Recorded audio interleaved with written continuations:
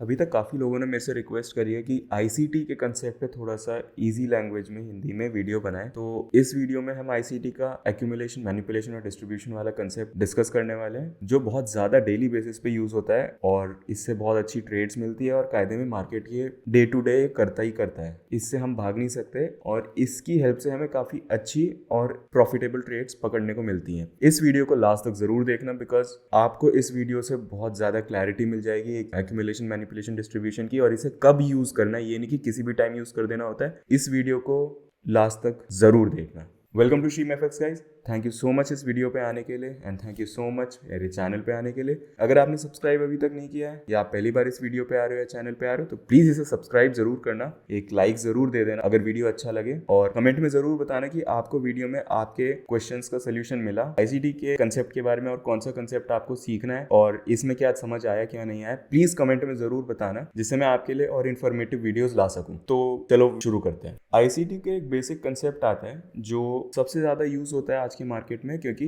अधिकतर टाइम आपने नोटिस किया होगा जब भी आप मार्केट देखते हो, अगर वो कंसोलिडेट कर रहा होता है, कंसोलिडेट करने के बाद अगर आप सोचते हो कि अगर उसने एक तरफ ब्रेकआउट दिया तो ठीक है मार्केट उस तरफ चलेगा, आप उसमें एंटर कर जाते हो, थोड़ी देर बाद आपका उस पर स्टॉप लॉस लग जाता है। उस चीज़ को इस कंसेप्ट से हम बहुत ज़्यादा रिड्यूस कर सकते हैं, बहुत ज़्यादा अपनी ट्रेड्स को प्रॉफिटेबल बना सकते हैं, उनकी एक्यूरेसी बढ़ा सकते हैं। अब इसमें होता क्या है, हमारे मेन 3 फेजेस होते हैं, जिसमें पहला होता है एक्यूमुलेशन फेज, जिसमें मार्केट अधिकतर रेंज करता है या स्लो मूवमेंट देता है। फिर एक मैनिपुलेशन आता है जिसमें मार्केट एक फॉल्स मूव देता है, लेकिन वो तेज भी हो सकता है, वो धीरे भी हो सकता है, और उसके बाद जब मार्केट को असली मूव देना होता है तब डिस्ट्रीब्यूशन मार्केट स्टार्ट करता है, जिसको हम कायदे में कहते हैं ट्रेंड। तो मार्केट अपना ट्रेंड एग्जैक्टली उस डायरेक्शन में वापस एस्टेब्लिश करता है। तो इसमें हमें सबसे पहली चीज क्या देखनी होती है, और जो मोस्ट इंपॉर्टेंट चीज होती है जिसके बेसिस पे हम एग्जांपल देखेंगे अभी, इसमें हमें देखना है कि जो हमारा एक्यूमुलेशन, मैनिपुलेशन और डिस्ट्रीब्यूशन फेज है, ये तीनों फेज हमारे जब एक हायर टाइम फ्रेम के कोई डिमांड या फेयर वैल्यू गैप या कोई लिक्विडिटी स्वीप एरिया, जहां पे कोई ओल्ड हाई या ओल्ड लो स्वीप हो रहे हो, जैसे कि हमने पहले भी डिस्कस किया था, अगर वहां पे हमको ये मिलता है, इसकी प्रोबेबिलिटी और इसकी एक्यूरेसी और बढ़ जाती है। इसका पर्पस क्या होता है, हमें सिंपल भाषा में बोले, मार्केट को, जैसे मैंने पिछले वीडियोस में भी बताया, जो बड़े प्लेयर्स होते हैं जैसे बैंक्स, इंस्टीट्यूशंस और हेज फंड्स, इनके पास इतनी लार्ज क्वांटिटी में वो ऑर्डर होते हैं कि वो एक बार में सारे फिल नहीं हो पाते हैं। तो उनको क्या करना होता है, जो ऑलरेडी मार्केट में ऑर्डर्स लग चुके हैं, जैसे अगर यहाँ पे मार्केट में ऑर्डर्स लग गए होंगे, जो बाय के ऑर्डर्स होंगे, मार्केट उनको यहाँ से फ्री कराएगा मैनिपुलेट करके। अब जो बड़े प्लेयर्स हैं उनके पास ज्यादा ऑर्डर्स अपने फिल करने के लिए अवेलेबल हैं। उसके बाद वो अपने ऑर्डर्स फिल करना चालू करेंगे, और उसकी तरह से जब वो अपने मैक्सिमम या मेजॉरिटी ऑर्डर्स फिल करेंगे तो मार्केट का प्राइस बढ़ेगा अगर वो बाय कर रहे हैं, और घटेगा अगर सेल कर रहे हैं। तो ये भी तो हमारा बाय करने का मॉडल है। अगर हम इसको सेल साइड देखें तो ये कुछ इस तरह दिखाई देगा, बस डिमांड को हम इसमें सप्लाई कर देंगे और इस तरह से मार्केट हमें अपना सेलिंग दिखाना चालू कर देगा। अब इसमें क्या देखने की एक चीज होती है, जो हम अभी तक मेरी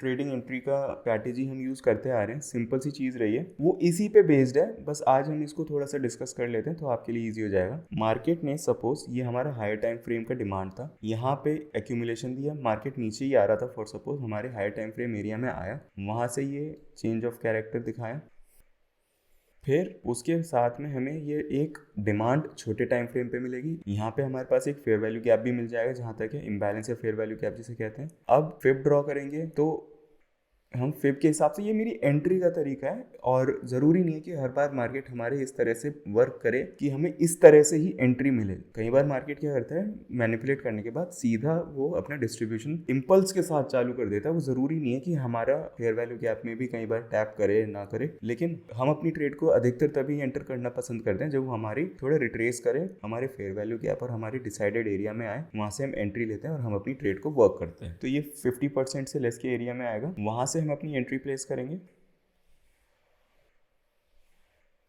स्टॉप लॉस लो के नीचे सिंपल, और मार्केट को नेक्स्ट जो पिछला प्रोबेबल हाई बना था हायर टाइम फ्रेम का, उसके लेवल के आसपास तक जो भी हमें, या कोई ऑर्डर ब्लॉक है या कोई फेयर वैल्यू गैप है या लिक्विडिटी जोन है, वहां तक हम मार्केट को टारगेट करेंगे, क्योंकि मार्केट लिक्विडिटी जोन से लिक्विडिटी जोन की तरफ यूजुअली अपना प्राइस एक्शन चलाना पसंद करता है। तो ये हमारा थोड़ा सा एक बेसिक एक्सप्लेनेशन हो गई। अच्छा, इसमें हमारे पास एक चीज और आती है, अगर हम जैसे पिछले वीडियो में बात करी थी सेशंस पॉइंट ऑफ व्यू से, अगर इसमें सेशंस देखते हैं तो अगर आप अधिकतर अपने चार्ट्स में बैक टेस्टिंग करके देखोगे तो जो हमारा एक्यूमुलेशन फेज होता है वो अधिकतर हमारा एशियन सेशन मिलेगा, जो मैनिपुलेशन फेज होता है वो हमारा लंदन सेशन का ओपन से आसपास का टाइम मिलेगा, और उसके बाद जो एक्सपेंशन आता है यानी डिस्ट्रीब्यूशन वो अधिकतर लंदन और न्यूयॉर्क के बीच का टाइम मिलेगा। और न्यूयॉर्क में हमें क्या मिलेगा अधिकतर, यहाँ पे मोस्ट प्रोबेबली इस एक्सपेंशन में कोई fair value gap order block मिलेगा, जहाँ पे न्यूयॉर्क जब ओपन होता है पुल बैक करके वहां से रीटेस्ट करके फर्दर कंटिन्यू करेगा। ये एक जनरल मार्केट का रिएक्शन पैटर्न है। अब जरूरी नहीं है हर बार ऐसे ही करें, तो आई गेस ये आपको समझ आ गया। चार्ट पे देख लेते हैं हम इसको कैसे स्पॉट करते हैं और फिर कैसे हम इसमें एग्जीक्यूशन प्लान करते हैं। तो इस एग्जांपल में क्या है, जैसे मैंने पिछले वीडियो में सेशन मार्क करके दिखाया था, ये रेड जोन जो है हमारा एशिया सेशन है, और इसके नीचे हमारा हायर टाइम फ्रेम पे एक फेयर वैल्यू गैप और इम्बैलेंस था जिसके साथ पेयर हो रखा है ये साथ में उसके जस्ट पास में एक ये डबल बॉटम की तरह यानी इक्वल लोज, ऑलमोस्ट ये इक्वल है। और यहाँ पे मोस्ट प्रोबेबली बहुत सारे स्टॉप लॉस लगेंगे जिन्होंने इसको डबल बॉटम समझने की कोशिश करी होगी। तो अब आप ये देखो, ये एशिया सेशन के बॉटम के आसपास बन गया। अब मार्केट ने क्या करा, ये एक्यूमुलेशन की तरह मार्केट यहाँ रहा, हमारे पास एक ये रेंज रही है, मार्केट पहले इस रेंज के अंदर रहा, ना इसने इसके अपर साइड ब्रेकआउट किया ना इसके नीचे साइड। फिर इसके बाद जब मार्केट ने इसके यहाँ पे लंदन सेशन की टाइमिंग में इसके नीचे की तरफ जाने की कोशिश करी, जब ये मार्केट हमारा इस फेयर वैल्यू गैप और इम्बैलेंस में टैप करता है और इसने ये हमारी पीछे की ये वाली लिक्विडिटी भी ग्रैब कर ली यहाँ से, और इसके बाद जब मार्केट ने यहाँ पे लंदन सेशन के टाइम में हमें एक चेंज ऑफ कैरेक्टर दिखाने की कोशिश करी जो हमें कुछ इस तरह मिला है। ये मार्केट नीचे आया, ये ऊपर गया, अब मार्केट इसके नीचे जाना चाहता था बट फेल हो गया। अब हमें अपसाइड एक और स्ट्रक्चर मिल गया ऐसा। अब अगर मैं ये थोड़ा सा डिलीट कर दूं आपके लिए, तो यहाँ हमें क्लियरली एक चीज़ दिखी, मार्केट ने कायदे में यहाँ पर भी हमें एक रेंज बनाकर दिखाई है ये। बट आप जो कंसेप्ट पे हम बात कर रहे हैं उसमें हमें सिंपल सी चीज़ ये देखनी है, जब मार्केट हमारा हाई टाइम फ्रेम के पॉइंट ऑफ इंटरेस्ट जोन जो कुछ भी हो सकते हैं जैसे fair value gap, imbalance, liquidity जो एरिया स्वीप हो चुका है, order block, high time frame का कुछ भी हो सकता है। अब हमें एक चीज़ देखनी है, हमारे पास ना चेंज ऑफ कैरेक्टर के दो तरीके होते हैं। पहला, अगर हम कुछ ऐसा शो करते हैं, एक हमारा ये हो गया जो ट्रेडिशनल चेंज ऑफ कैरेक्टर दिखाता है जिसमें हमारा चेंज ऑफ कैरेक्टर ये वाला पॉइंट हुआ है, ये हमारा ट्रेडिशनल चेंज ऑफ कैरेक्टर हो गया। एक हमारा होता है टू लेग स्ट्रक्चर टाइप से, जो कि हमारा हाई टाइम फ्रेम जोन में जब आकर मार्केट हमारे रिस्पेक्टेड डायरेक्शन में दो लेग ऑफ स्ट्रक्चर दिखाता है कॉन्टिन्यूएशन के, वो कुछ इस तरह होते हैं। जैसे मार्केट इस तरह नीचे आया, यहाँ पे एक स्ट्रक्चर ऐसा दिया जिसमें फेयर वैल्यू गैप बनाया है इसने कुछ, उसके बाद एक स्ट्रक्चर इसका लो प्रोटेक्ट करते हुए और अपसाइड दिया जिसमें यहाँ पे भी हमें एक फेयर वैल्यू गैप मिल जाता है। फिर मार्केट यहाँ से फर्दर अपना जो भी है वो कंटिन्यू करेगा उस डायरेक्शन में जहाँ से हमारा फेयर वैल्यू गैप बना है। अब यहाँ पे मैं थोड़ी सी मार्किंग कर देता हूँ जिससे इजी हो जाए। एक इस फर्स्ट लेग में एक फेयर वैल्यू गैप जरूर होगा, दूसरा जो इससे दूसरा लेग बना है जिससे हमारा इसका ब्रेक ऑफ स्ट्रक्चर हुआ है, तो ये कायदे में अब हमारा चेंज ऑफ कैरेक्टर कहलाएगा। इसके बाद जो भी हमें आगे स्ट्रक्चर्स मिल रहे हैं वो ब्रेक ऑफ स्ट्रक्चर ही कहलाएंगे।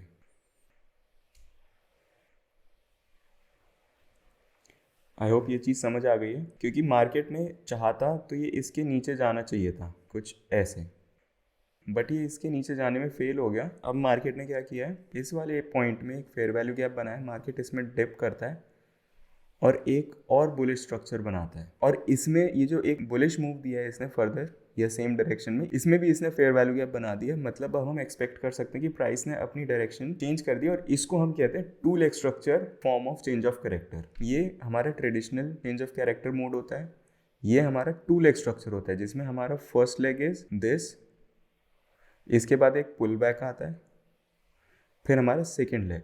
अब हम एंट्री सेकेंड लेग के स्ट्रक्चर के बेस पे डिसाइड करते हैं, क्योंकि दोनों में हमें fair value gap based reaction चाहिए होता है, ये रूल है। अब हमारा जो ये थर्ड लेग के लिए पुल बैक आएगा, यहाँ हमारी एंट्री प्लेस होती है, इधर एंट्री। टॉप लॉस हम सेफ्टी के लिए जो लोएस्ट लो होता है उसके नीचे ही रखते हैं जो ये था, और हम टारगेट अब अपना फर्दर एरिया करते हैं। ये भी मेरे को आपको पहले के वीडियोस में बताना था जो मेरा ड्यू रह गया था। आई होप इस वीडियो में ये आपको मैं समझा पाया हूँ। तो अब यहाँ पे अगर मैं इसको जूम करूँ तो मार्केट ने फॉर एग्जांपल अब हमारे पास ये एक्यूमुलेशन जोन हो गया, ये पूरा। इसके बाद हमारे पास ये फेज आया जब हमारा एशिया ख़त्म हो गया, मैनिपुलेशन जोन जो हमारा ऑलमोस्ट यहाँ तक एग्जिस्ट करा है।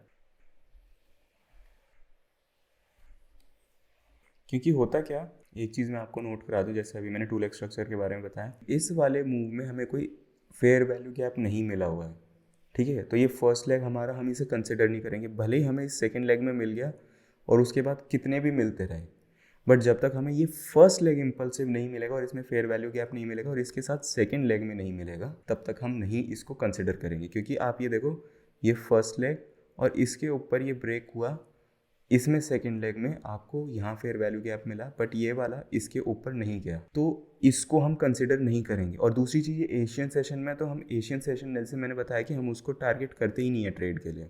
तो कमिंग बैक हमारा मेन पॉइंट पे, अब मैं यहाँ पे थोड़ा जूम करके दिखाता हूँ। आप ये देखो, यहाँ पे मार्केट एक छोटा सा फेयर वैल्यू गैप हमको दिया, जिसके बाद एक ये ब्रेक ऑफ स्ट्रक्चर मिलता है हमको। अब इस ब्रेक ऑफ स्ट्रक्चर के साथ हमको यहाँ पे ये बहुत अच्छे अच्छे 2 फेयर वैल्यू गैप मिलते हैं। मैं इनको दोनों को कंबाइन करके लिख देता हूँ। तो ये हमारा फर्स्ट लेग और ये हमारा सेकेंड लेग। और जब हमें ये चीज़ मिल गई है, तो अब हमारा ये ब्रेक ऑफ स्ट्रक्चर ना होके ये हमारा हो जाएगा चेंज ऑफ कैरेक्टर। अब हमारी एंट्री सिंपल है, हम यहाँ से हाई तक फिब ड्रॉ करेंगे। हमारा फेयर वैल्यू गैप हमारे को 50% के नीचे बहुत अच्छे से दिख रहा है, गुड, इसे रिमूव करा। एंट्री हमने इस फेयर वैल्यू गैप पे रखी। स्टॉप लॉस हम इस लो के नीचे रखेंगे, क्योंकि हमें प्रोटेक्ट करके रखना है, अपनी ट्रेड को अच्छी तरीके से प्रोटेक्ट करके रखना है, जिससे अननेसेसरी का स्टॉप लॉस हिट ना करे। अब बात आती है हम टारगेट क्या करेंगे। टारगेट करने के लिए सबसे अच्छी चीज़, पहली चीज़ तो हमारा रीसेंट हाई, पहले हमने इसको टारगेट करा, ठीक है। हमारे पास स्टॉप लॉस के पास तक भी प्राइस है, मगर हमें स्टॉप लॉस लगा नहीं है अभी तक भी।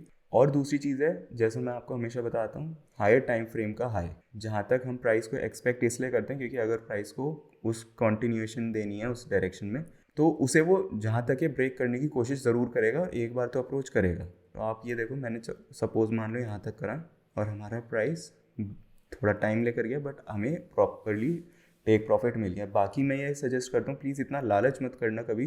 अपना 1:3 के आसपास को आपको जो भी अच्छा पॉइंट मिले टेक प्रॉफिट लेने का, उसके पास सेट करो, क्योंकि आपकी प्रोबेबिलिटी बढ़ जाएगी उससे ट्रेड की सक्सेसफुल होने की।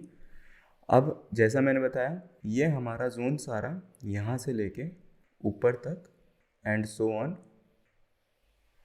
अभी इसको हम कहते हैं डिस्ट्रीब्यूशन।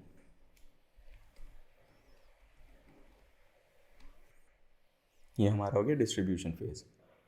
तो ये एक बहुत सिंपल कंसेप्ट है आईसीटी का, और ये आपको हर टाइम फ्रेम पे मिलेगा। जैसा जो हमने अभी तक टाइम फ्रेम सिंक करने की बात करी है कि अगर आप 1 आवर पे हाई टाइम फ्रेम मान रहे हैं तो 5 मिनट पे आपको इस तरह देखना है पॉइंट ऑफ इंटरेस्ट के आसपास। अगर आप 4 आवर मान रहे हैं हाई टाइम फ्रेम तो 15 मिनट पे देखना है, और अगर आप 15 मिनट अपना हाई टाइम फ्रेम देखना है तो 1 मिनट या 3 मिनट के आसपास में आपको ये वाला स्ट्रक्चर, ये वाले फेजेस देखने को मिलेंगे। जहाँ तक है, कभी कभी क्या होता है, मार्केट एक ही डायरेक्शन में कंटिन्यू करता चला जाता है, उस केस में आपको बेस्ट है जिस डायरेक्शन में मार्केट जा रहा है, अपने ऑर्डर ब्लॉक्स, अपनी रेंज फाइंड आउट करो, डिस्काउंट प्रीमियम जोन्स देखो, एंट्री प्लेस करो फेयर वैल्यू गैप और ऑर्डर ब्लॉक के आसपास, और अपना ट्रेड इजी रखो। कॉम्प्लिकेट करने की जरूरत नहीं है। यहाँ पे हमने केवल हाई टाइम फ्रेम की डायरेक्शन में ही देखा है, बस फर्क इतना है कि हमने उसे लोअर टाइम फ्रेम पे जाके कंफर्मेशन लिया कि हाँ ठीक है, हम अपना स्टॉप लॉस छोटे से छोटा रख सकें, टारगेट बड़े से बड़ा रख सकें। लेकिन इसका मतलब ये नहीं है कि आप हर ट्रेड को 1:8, 1:7, 1:6 डालोगे, जरूरी नहीं है। 1:3, 1:4 और 1:2.5 भी मिलता है, चलेगा, लेकिन अननेसेसरी लालच नहीं करना। जितना मिले उतना मार्केट से लो और बंद करो उस दिन के लिए ट्रेड। लालच सीरियसली मार्केट में जितना पैसा बनाता नहीं, उससे ज्यादा डुबाता है। डर के साथ भी सेम चीज है। आई होप ये वीडियो में आपको ये सब चीज समझ में आई। कुछ समझ में नहीं आया, अगर आप लाइव क्लासेस लेना चाहते हैं मेरे से और सेशंस में सीखना चाहते हैं, तो कमेंट में ज़रूर बताएं। Just comment learn. मैं आपको तरीका बताऊंगा कैसे आप मेरे से रीच आउट करोगे, कैसे फिर हम सेशंस होल्ड करेंगे। और हम वीडियोस तो यहाँ डालते ही रहते हैं, बट आपको जो भी डाउट होंगे पर्सनली 1-to-1 आप मेरे से वो पूछ सकोगे। आपको मैं प्रॉपरली बताऊंगा कि आप मेरे से कभी भी कैसे भी टेक्स्ट करके मेरे से कांटेक्ट कर सकते हो, जिससे आपको कन्फ्यूजन्स कम होने लगे। इस वीडियो में यही था। अगर आपको ये वीडियो अच्छा लगा, समझ में आया, तो प्लीज़ लाइक ज़रूर करना। अगर आप अभी तक भी वीडियो में बने हो, thank you so much. Channel को सब्सक्राइब ज़रूर कर देना अगर आपने अभी तक नहीं किया है। कॉमेंट में ज़रूर बताना कि आपको कैसा लगा, समझ में आया या नहीं। कुछ कन्फ्यूजन रहता है तो लर्न ज़रूर लिख देना, जिससे कि मैं आपको पर्सनली रीच आउट करूँगा, कॉमेंट में रिप्लाई करके आपको बताऊँगा आप मेरे से कैसे बात कर सकते हो personally 1-to-1। Most probably next Monday तक मैं डिस्कॉर्ड स्टार्ट कर दूंगा करूंगा, थोड़ा सा काम उसमें रह गया है, फिर हम उससे भी कम्युनिकेट करेंगे। लाइव ट्रेडिंग फ्लोर रहेगा हमारा, उस पर बहुत मजा आएगा, साथ में ट्रेड करेंगे कम्युनिटी की तरह। थैंक यू सो मच इस वीडियो पे बने रहने के लिए। आगे वीडियो में मिलते हैं।